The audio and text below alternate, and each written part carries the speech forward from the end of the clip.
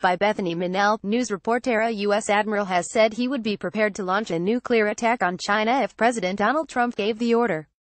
Pacific Fleet Commander Scott Swift told a security conference in Australia that all members of U.S. military had sworn an oath to obey the U.S. President as Commander-in-Chief to defend the Constitution. Image: Chinese soldiers marched during a military parade in Beijing in 2015 answering the question, would you be prepared to launch a nuclear attack on China if ordered to do so by Mr. Trump? He said the answer would be yes. Explaining his reasoning, he said this is core to the American democracy. Anytime you have a military that is moving away from a focus, and an allegiance, to civilian control, then we really have significant problems. Is Trump prepared for war with China? Image: Donald Trump met with China's President Xi Jinping in Florida earlier this year, later defending Mr. Swift's response. Pacific Fleet spokesman Captain Charlie Brown said, frankly, the premise of the question was ridiculous.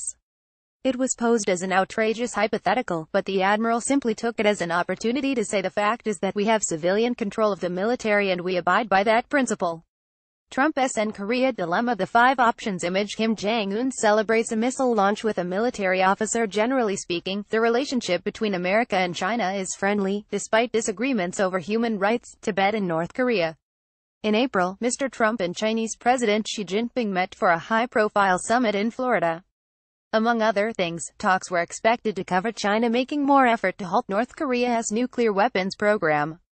At the time, Mr. Trump said the two countries' relations had made tremendous progress.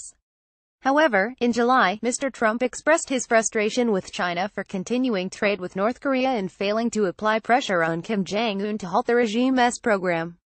He wrote, "So much for China working with us, but we had to give it a try." He went on to threaten North Korea with severe things after it tested an intercontinental ballistic missile which experts said could be powerful enough to reach Alaska.